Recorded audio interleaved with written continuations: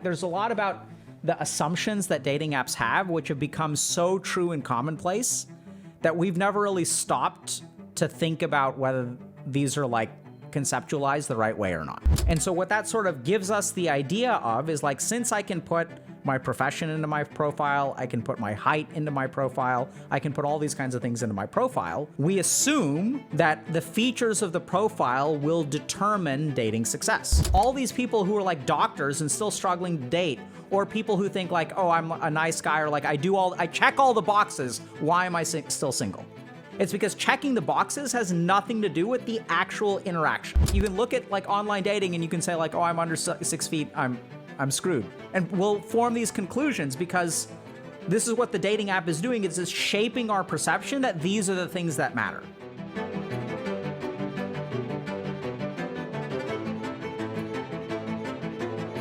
So we're going to talk about dating apps for a second. Okay? And there's a lot about dating apps that we sort of don't appreciate or recognize, which is like there's a lot about the assumptions that dating apps have, which have become so true and commonplace that we've never really stopped to think about whether these are like conceptualized the right way or not.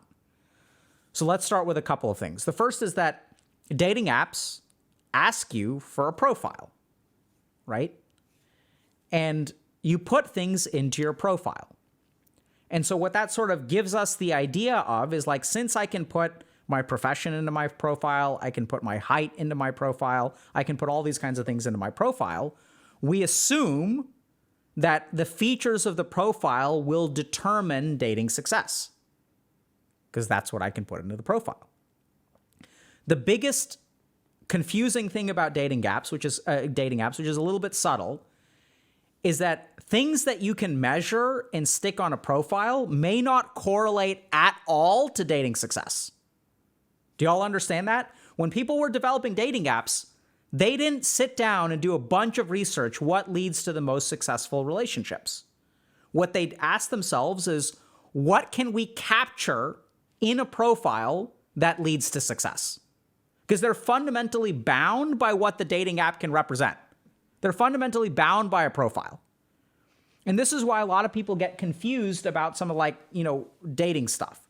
So people will sort of say, like we just had a post earlier where someone was saying, I'm professionally successful, I'm getting in shape, I'm doing all these things, and people don't seem to care.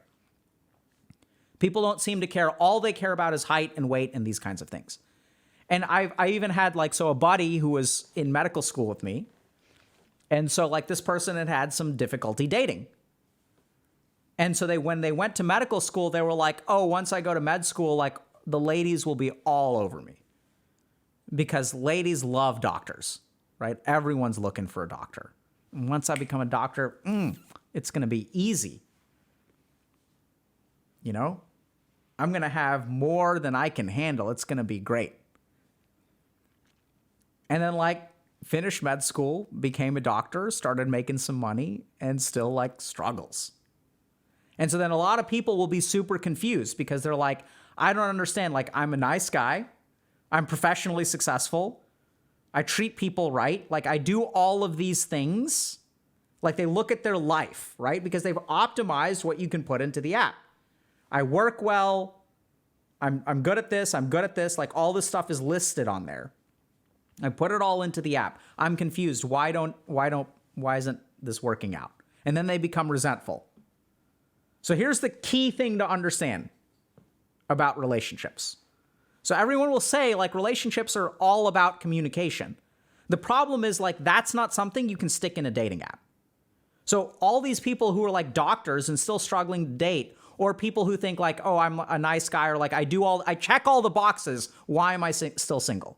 It's because checking the boxes has nothing to do with the actual interaction. People who are successful in dating, if you're wondering how can someone who's broke and a heroin addict continually find someone to date? It's because they're good at interpersonal skills, right? So if you sort of say that, okay, professions don't correlate with success in dating, and you're you throw up your hands. Or if you say money doesn't correlate with success in dating, or sometimes you think that money does correlate, and you just think you don't make enough, and everyone's looking for someone who makes more than you. But like the fact remains that a lot of people who are unsuccessful, a lot of people who are under 6 foot, in fact, the majority of people who get married are under 6 feet. What the hell is going on there? Right? So you can say, like, you can look at like online dating and you can say like, oh, I'm under 6 feet. I'm screwed. You know, short kings, it's hard being a short king. And we'll form these conclusions because this is what the dating app is doing. It's just shaping our perception that these are the things that matter. But you have people out there who have all these requirements on dating apps and they're still on dating apps because they're still single because they have all these requirements. And then we get into the conversation about lowering your standards and stuff like that. We'll talk about that in a second. But the key thing to understand is that if you're single, the single most important thing, it's not profession. It's not how tall you are, how muscular you are. In fact, there was recently a study that I cited, and then people were wondering about the citation and stuff. I looked at it more closely. So people looked at 6 sort of dimensions of like dating success. And basically like men procreating and also engaging in relationships.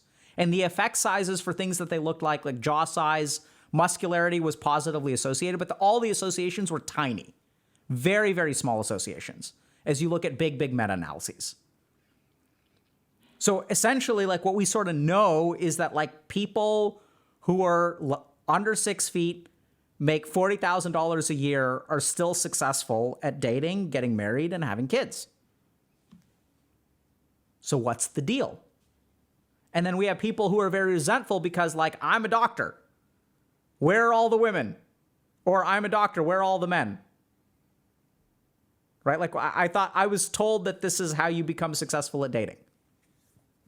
And the main thing is that everyone thinks that your success in dating has everything to do before the interaction. That's what everyone controls.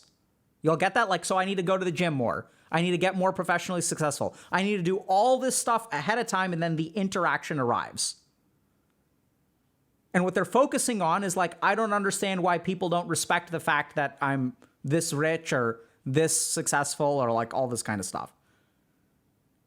And what they end up doing is they don't focus on the interaction itself, right? And this is how people who are like on paper not good mates will end up in relationships because they're actually good at like the communication and the interaction.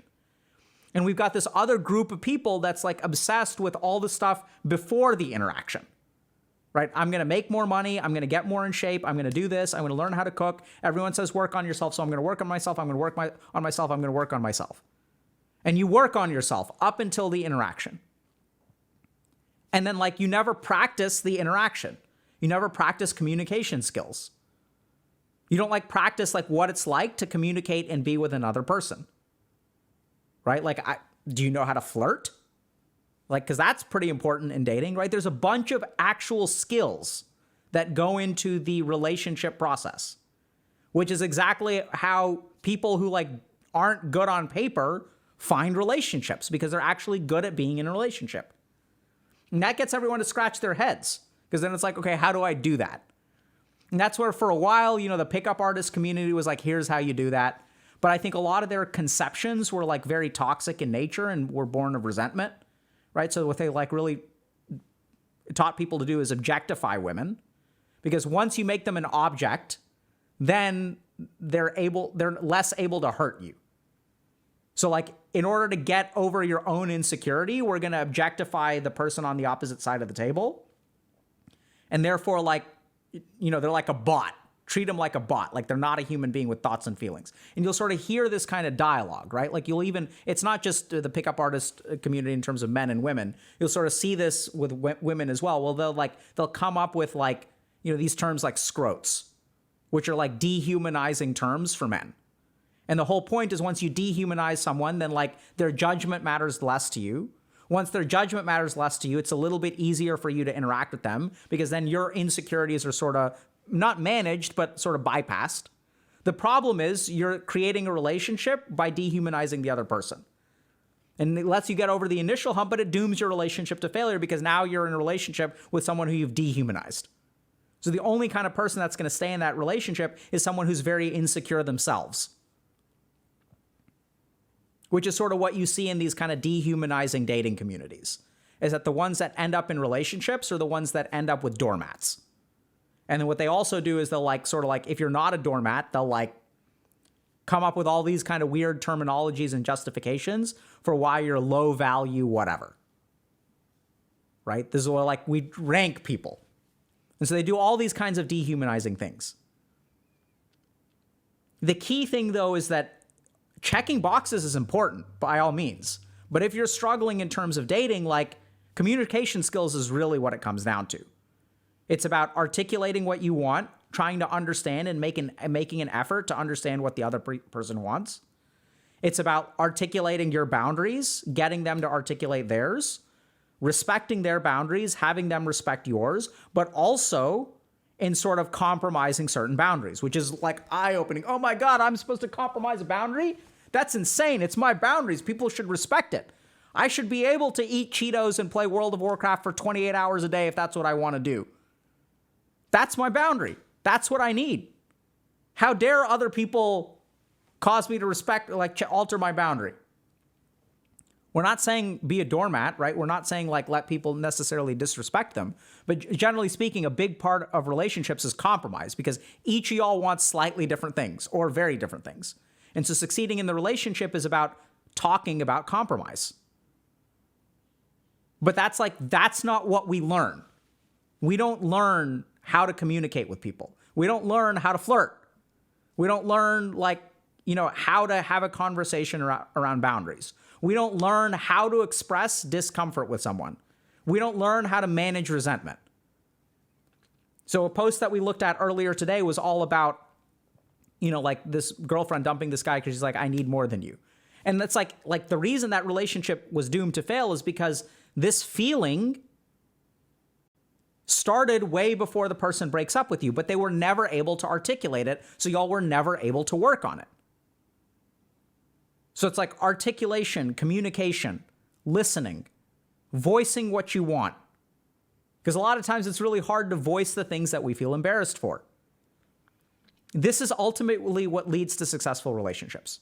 I've had the privilege of looking into a lot of different successful relationships. And you may assume for a moment that, oh, you're a psychiatrist. Does that mean you just look at broken relationships? No. A lot of the people that come into my office are not coming for relationship problems. They're coming for other things. Right? They have ADHD. And the only reason they survive is because they have a rock steady relationship with someone who supports them through and through. So I've seen good relationships and I've seen people come in for like couples counseling. And what I tend to find time and time again, and this is what you'll hear from people, is like communication is the foundation of a good relationship. So the question is then people get confused because it's like, I'm a doctor. I make $400K a year. I don't understand why I'm still single. It's because you spend all your time assuming that checking a particular box will make you successful in a relationship. And this is a perception that dating apps reinforce. So this is something that's really important to understand. We tend to act based on what we can measure. But it's not clear that what we measure actually correlates with success. Do y'all get that? So one of the most frustrating things about science is that there are certain things that we can measure and certain things that correlate with success. And those aren't actually the same thing. So I'm going to show you all some research about this that just exemplifies this point. So there's a lot of research about client and therapist matching because we can measure certain things about a client and we can measure certain things about a therapist.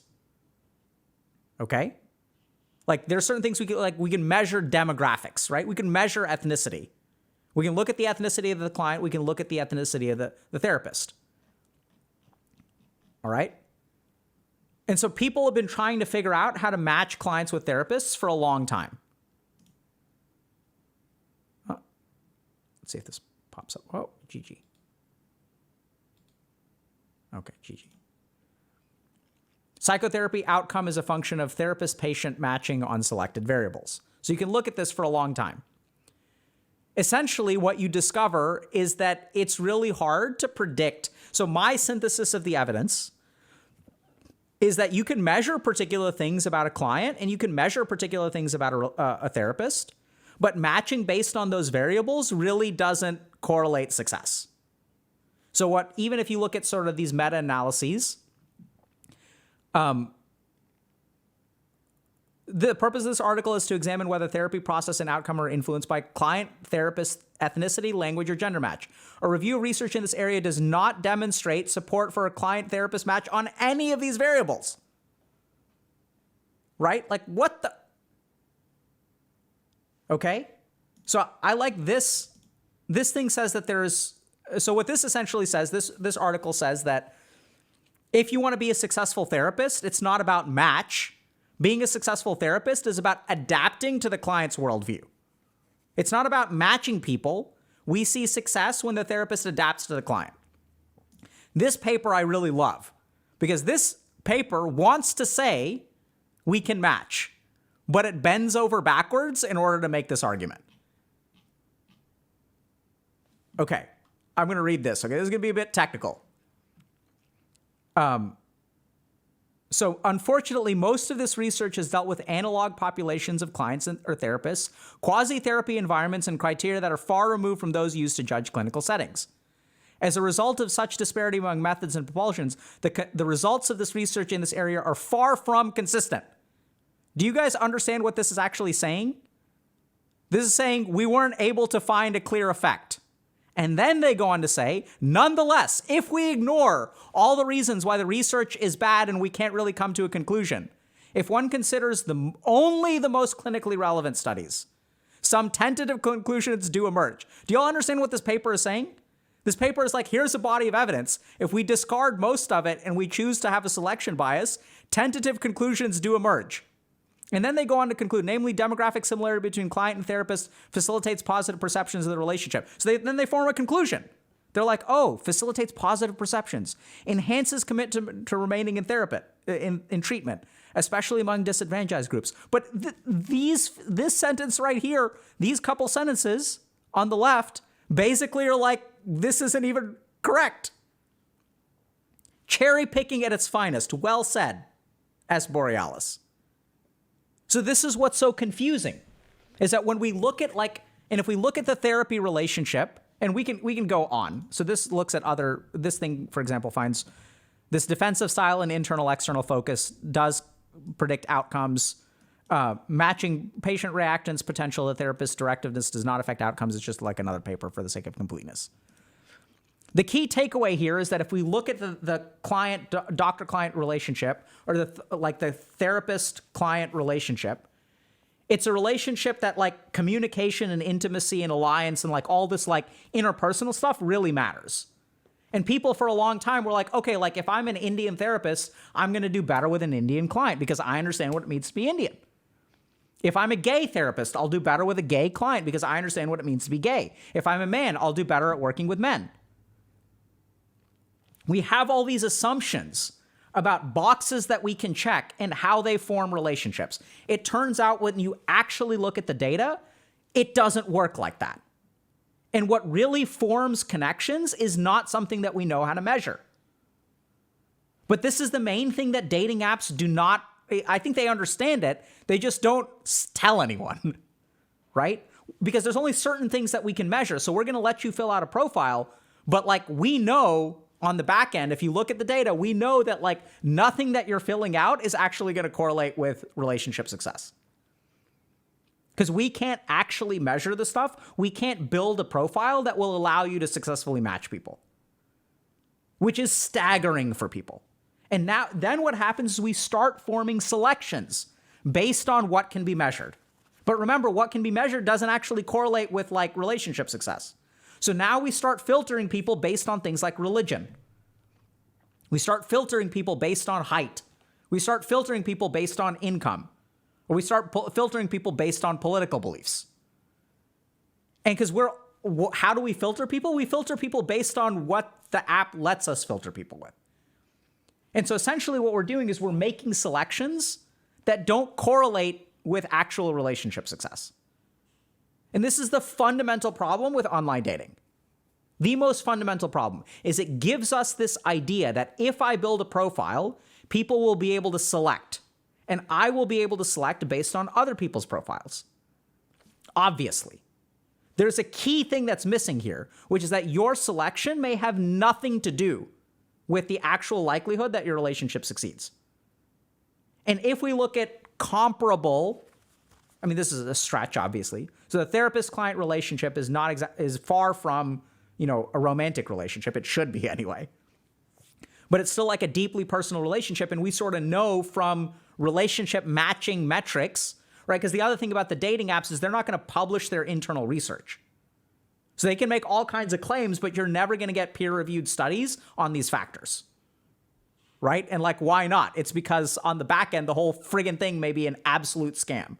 And if you actually give your data set to third-party researchers to look at it, they'll say, hey, none of this crap actually works. And then the dating app is like, well, then we don't have a service that people are willing to. If people realize it doesn't work, like no one's going to use our apps. There's no way that they're going to do that. They're not going to publish their outcomes. Right? What they're all going to say is we have these proprietary metrics, which is sort of fair. And I'm sure that they're trying to figure it out. I just don't know that like we can capture this stuff in the way that, like is actually useful to people. And then people get really frustrated with online dating and they sort of think like, okay, I'm screwing up or people are assholes, right? Like you think the world is terrible or like I'm incompetent or something. You either blame the person on the other end of the app or you blame yourself. Whereas the truth is the whole system is screwed up. So actually, I think a good example of someone who does this well, ironically, I mean, take this with a grain of salt, is I understand that Grindr actually filters based on location and distance. So like what they've actually done is realize that the most important variable is like the distance between two people, right? Which is like sort of makes sense. And this is where it's kind of interesting because here's an interesting statistic. I don't know, I may be a little bit rusty on this, but you know what variable of a relationship drastically increases the likelihood of divorce? I want to say it increases the likelihood of divorce by between 50 and 100%. Guesses. What do people think? Banter, addiction, having kids, a commute longer than 45 minutes. Can you believe that? A friggin' commute, longer than 45 minutes, drastically increases the likelihood of divorce. But like the dating app doesn't have that as a criteria. This is actually what correlates with divorce, is having a commute that's longer than 45 minutes. So we don't know what actually makes a successful relationship. I mean, we sort of do. It's communication skills, I think, is the most important thing. But like this is why dating is so screwed up, because like it's giving us all of these preferences that don't correlate with the actual thing that we're using the dating app for, which is to find a relationship. And if you're looking for hookups and stuff, that's also where Grindr may be a little bit different, like who knows. Right? And so then we spend so much time, and then like the other thing that happens is like it reinforces all these negative ideas. Oh yeah, women like don't date me because of my jawline, or because I'm not a sigma, alpha, beta, omicron, omni, theta, delta, beta male. Right? But like, and people like form all these ideas where it's like, no, it has nothing to do with your jawline. It's just like, you don't know how to like communicate with people. Right? Right? And so like we formulate all these different things, but like the thing is like all that crap, the sigma male, alpha male, beta male, theta male, futa male, omicron, right? Morpheus male. That's great. Morbid male. Morbid male should be like a competitor for Gmail. Every time you open up an email, it's Morbid time.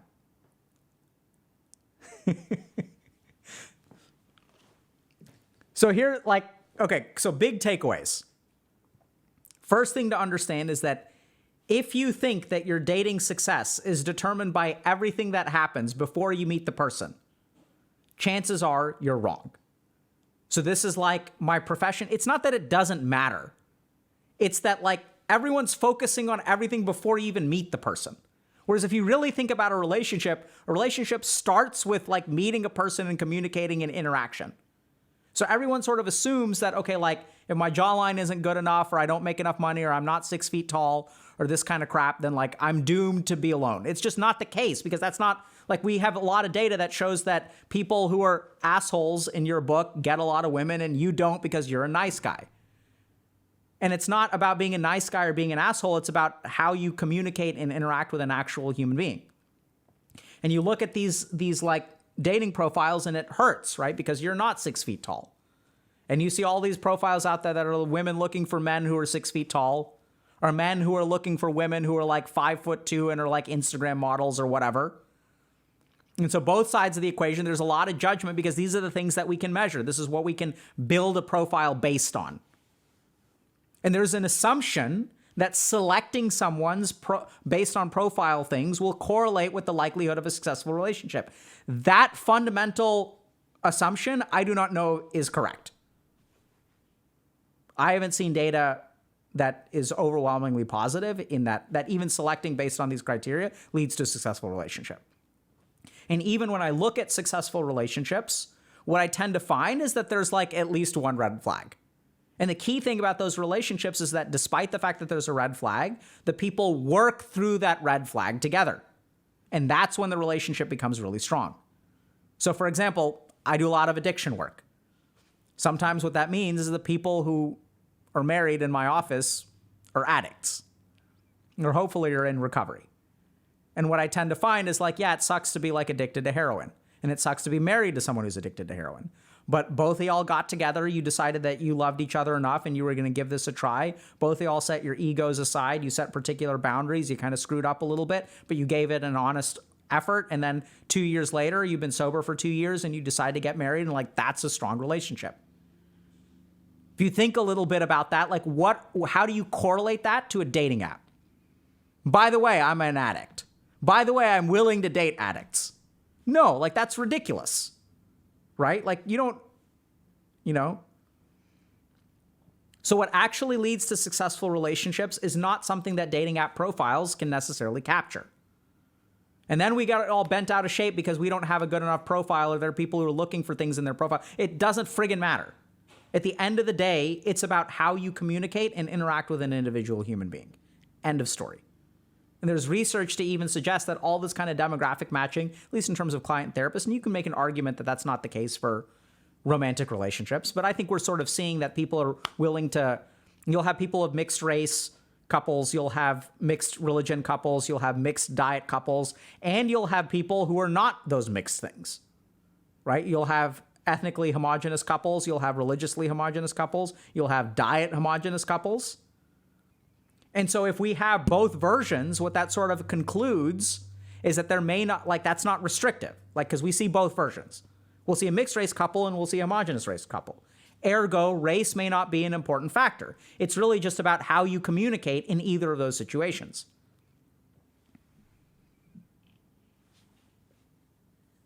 Does that make sense?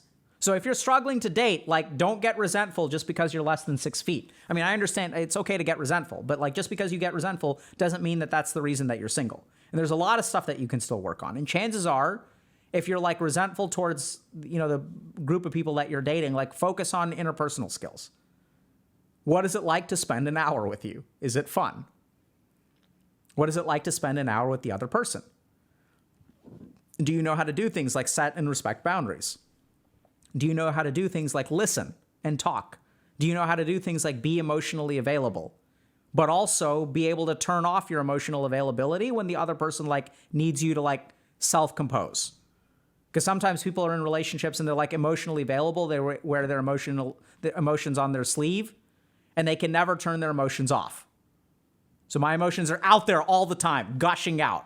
And then it can be overwhelming for the other person. So what you've got to do is be able to turn on and off emotions. Right? These are the core things that a relationship is built around.